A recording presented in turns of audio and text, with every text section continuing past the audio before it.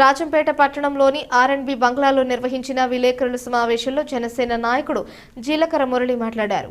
Koduru MLA అరవ శ్రీధర్పై ఒక మహిళ నిన్నటి నుంచి చేస్తున్న ఆరోపణలు పూర్తిగా తప్పుడు ప్రచారమని, ఇది అత్యంత దారుణమైన చర్య అని ఆయన తీవ్రంగా ఖండించారు. నా పేరు జీలకర్ర మురళి రాయల్, గల్ఫ్ కాపు సంఘం అధ్యక్షుడిని, జనసేన పార్టీ సీనియర్ నాయకుడిని. ఏదేమైనప్పటికీ కూడా మాది పెనగలూరు మండలం రాజంపేట దగ్గరనే, కాకపోతే మేము నియోజకవర్గం కోడూరులోకి వస్తాము. మా శాసనసభ్యుడు అన్నయ్య సోదరుడు, మా దళిత ముద్దుబిడ్డ శ్రీ అరవా శ్రీధర్ గారి మీద నిన్నటి నుంచి జరుగుతున్నటువంటి ఆరోపణలన్నీ మీరు చూస్తున్నారు. ఏది ఏమైనప్పటికీ కూడా నేను ఒకటే అడుగుతున్నా మా ఆడబిడ్డను, అమ్మా నువ్వు నిన్నటి నుంచి కూడా ముసుగులోంచి బయటికి రాకుండా నీ దగ్గర ఎవరు చేపిస్తున్నారో తల్లి, నీ అన్నగా కోరుకున్నా ఆయన ఎవరో, ఆ గొప్పవాళ్ళు ఎవరో నాకు అర్థం కాలేదు. ఏ ఛానల్లో లేకపోతే ఏ వ్యక్తో ఎవరో నాకు తెలియదు నాన్న.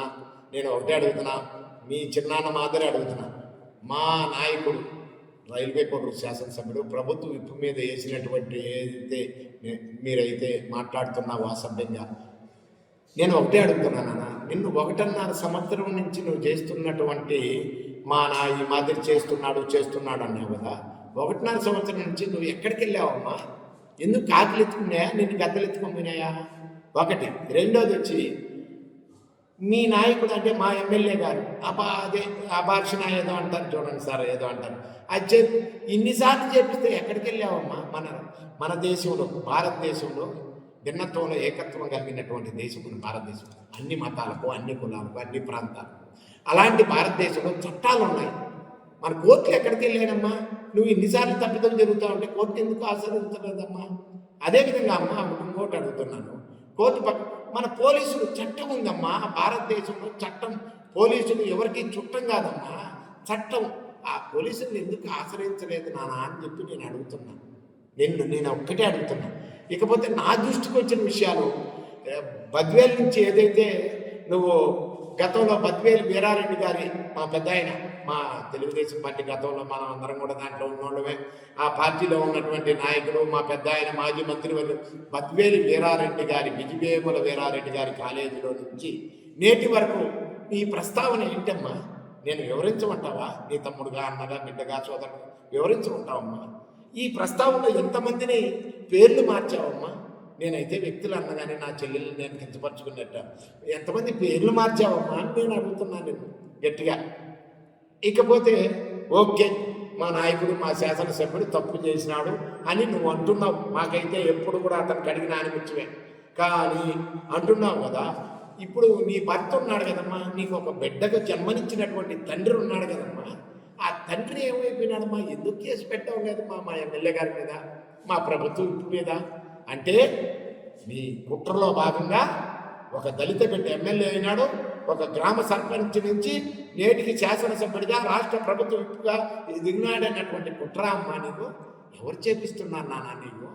ఎవరు చేపిస్తున్నారమ్మా పుట్ట చల్లవని మా నాయకుడి మీద? నీ వెనకున్నటువంటి నాయకుడు ఎవరమ్మా? నీ వెనకున్నటువంటి ఛానల్ ఏదమ్మా? నిన్ను ప్రోత్సహించేటువంటి వ్యక్తి ఎవరమ్మా అని గట్టిగా అడుగుతున్నా నాన్న. నిన్ను కించపరచాలని లేదు నాన్న, నిన్ను కించపరచాలని ఏదో దుర్పథం చేయి, నా బిడ్డతో నువ్వు అంతే. కానీ ఒకటి గుర్తుపెట్టుకున్నానా, కానీ మా నాయకుడు, మా ఎమ్మెల్యే గారు, మా శాసనసభ్యుడు అరవా శ్రీధర్ గారు ఒక దళిత బిడ్డని ఒక గ్రామ సర్పంచ్ నుంచి ఒక ప్రభుత్వ విప్పుగా ఎదిగాడని చెప్పి ఒక కుట్రలో భాగం తప్పితే నీ దగ్గర ఏదైనా ఉన్నాయి. అయినా అమ్మా నేను ఒకటి అడుగుతున్నా, ఈ మధ్యకాలంలో చాలా మందికి ఫ్యాషన్ అయిపోయింది, ట్రోల్ చేసి బెదిరించి ముచ్చుకుని నువ్వు రామ్మా, ఇదో నేను వచ్చా కదా ఇంత మీడియా ముందుకో, నువ్వు రామ్మా, నీకు ఏమన్నా డబ్బులు ఇచ్చి చేయనైనా అన్నారా? ఏమన్నా డబ్బులు తీసుకున్నావా?